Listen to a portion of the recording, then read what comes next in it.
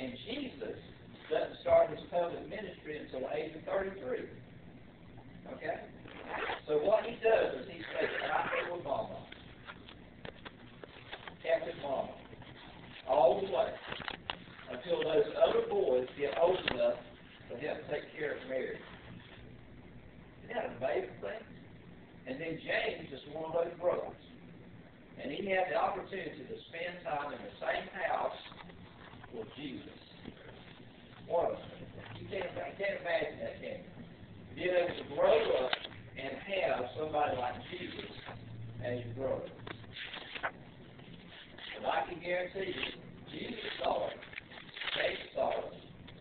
Me and you see it. Everybody faces difficulty. How do you face your difficulty? How do you face your hard times? Let's see what it says up here. James, a servant of God, and the Lord Jesus Christ, to the 12 tribes which are scattered abroad, read it. Now, whenever I read this, I'm thinking, wow, James, he doesn't say the brother of Jesus. He says the servant of Jesus Christ. He knew who he was. I don't know that he fully knew who he was until after he started his public ministry. He knew it was different because he'd never seen it. James probably got spankers. I got spankers when I was in school. That's what I got y'all. But James got spankers. Jesus never got spankers. Why? He never did anything wrong. My girls has always said, "Hey, there's spankers, Stephen." Mom would always say, "Stephen don't ever do anything wrong." And it was the same way in this household. Well, Stephen did do some things wrong, but he was a whole lot better than a girl. I'd rather raise a house full of boys than a house full of girls any day. I'll just tell you the truth about it. There's been a whole lot more problems than ever even one little boy. Of course, he could have been different. He could have been like me, meaner than a snake, you know. He was very different. James, a servant of God and the Lord Jesus Christ. So he's putting himself as a servant of God. Says, my brother, count it all joy when you fall into diverse temptations. How do you face trouble? That's what he's talking about. Diverse means all kinds of different ones. Have you ever seen the variegated shrubs? You got different colors on them. That's what it's talking about here. Different kinds of trouble. And we all face it. It might be financial. It may be a problem with your neighbor. It could be something physical. It could be something emotional. It could be have somebody's dog down the street. Whenever you go walking, that dog charges through the fence, and he was almost tearing through the fence. And you know that one day, if you don't go fix the fence because the neighbor's not going to, that something's going to happen. And so what you do is you just face the trial. That's the trial, isn't it? Situations like that. So yesterday I faced my trial, and I went up there with a piece of wire and fixed the man's fence. You know? But I did it with joy. I didn't go knocking on his door with my pistol in my back pocket telling him to fix his fence. I just went over there and fixed his fence for him. But every trial, no matter what kind it is, what James says is to be able to face it with joy. How happy are you? Happiness and joy is two different things, isn't it? You know? Sometimes you buy something really nice and really pretty, dress, beautiful hairdo, you get happy about it, you know? But how long does the happiness last? I remember I used to want a 35mm camera so bad. And me and my wife, we finally went to a camera shop and we bought one. And man, we took pictures for about 3 months. And then all of a sudden I noticed that the film was not being developed that we took with the camera. It lost its happiness, didn't it? But I'll tell you what, I've never lost the joy by having Jesus. It's different. And that's what he said here. My brother, count it all joy when you fall into diverse temptations. Why would you do that? Why would you wake up in the morning and say, well, Lord, I'm going to face the same old troubles. It's going to be the same old thing, and not only it's going to be the same old thing, it might be in a different color today. It because that I'm going to be happy about it, and I'm going to count it joy that it's there. Why would you want to do that? So what it says. Knowing this is how you can do it, okay? Knowing this, that the trying of your faith works patience. Y'all pray for patience? Oh my goodness. Don't pray for patience. Why don't you pray for patience? Yes, you pray for trouble. Because troubles is what makes you more patient. Just say, God, send me your way what you want me to have. That's right. Pray the Lord's Prayer. Our Father which is in heaven, hallowed be thy name. Thy kingdom come. Thy will be done on earth as it is in heaven. Well, don't never pray for patience. Because he will say, all right, you want patience. The only way to get it is to go through this door that's marked with trouble. So the best thing to do is say, God, I'll be just as patient as you want me to be. But isn't it amazing how valuable patience are? Yeah. Women wait 9 months for a little baby. Isn't that amazing? I waited 6 years to buy the car that I have. You ever wait 30 days before you buy something that you want? You ever see something you want? Some guys talk about rifles, and I'm not interested too much in rifles, but mandolins and guitars and stuff, you know. If you will wait 30 days, if you see something you want, if you'll wait 30 days before you buy it, your heart will probably change, and it'll probably be something that you don't even need. You'll be going on to something else. You'll be thinking about something different. You can save that money and do something else with it. Or in that 30 days, what if this would happen? God, because you're patient, okay, you're going through the trials and tribulations. You jump out there, you got to have it right now, the lust now, the pride of life, okay, that gets to grab hold of you, you know, and you step out and buy it.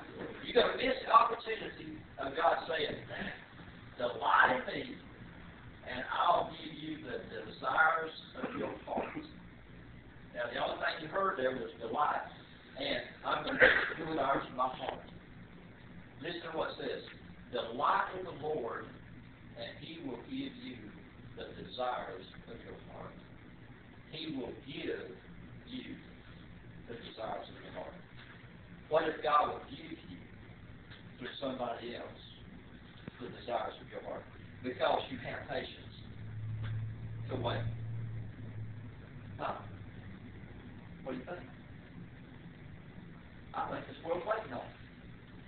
If I have something that I really want, and I think that there may be a possibility that God could give it to me through somebody else, it may be something they're not using. There's been 3 preachers that's given me their libraries. Instead of me going out and buying all those books, I didn't have to. God just gave it to me. Call me up on the phone. Bring you some boxes over here. I'm fixing to be moving. Me and my wife will be moving back home. Bring you some boxes over here. Load up some of these books so I don't have to keep them back with me. Hundreds of dollars worth of books. See what I'm saying? So, patience is worth a lot. Even though we may think, you know, if I just pray for it, God will just give it to me. But He's not going to give it to you. What you will have to do, knowing this, that the trying of your faith works patience. You'll have to go through the trying. So the best thing to do is to say, God, I'm willing to wait. I'm just willing to wait. And God said, okay, I can turn the trials off and I can turn some of the difficulties off. You willing to wait? That's good, that's good.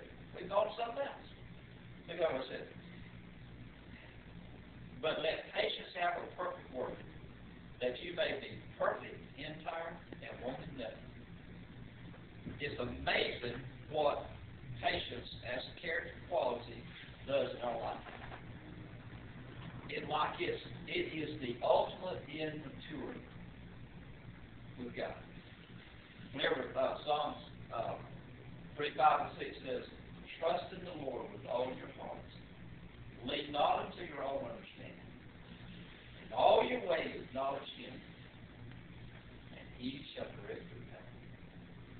See, whenever you start trusting Him, what happens is He begins to move because you're willing to wait on Him. The world today says, take your credit card out, get it now, it may not be there when you get back. And in my store, I never do that to anybody. I hardly ever use the word now. You know how powerful that word is? In the advertising business, you watch and see how many times that you see the word now. N-O-W. What it is to be able to grab your flesh and to say, you got to get it now. You got to have this now. You don't, the trend may change. The style may change. Well, it might be good. It might be better next time. I'd rather wait 6 months or 3 months and find out what it looks like. The card I have, honestly, I waited 6 years before I got it. Whenever the first one I saw, I said, that's what I want. I told a guy, I said, can I go outside and look at your car? He said, yeah, you can actually look at it. Ain't fine, though. I said, who's this? This is my girlfriend's. I said, yeah, okay. I went out there and I looked at it and I said, man, this is what I want. I like this car. And God, He saw the desires of my heart. And every time I see one go down the road, I say, I want that car. Not that car, but I want one like it.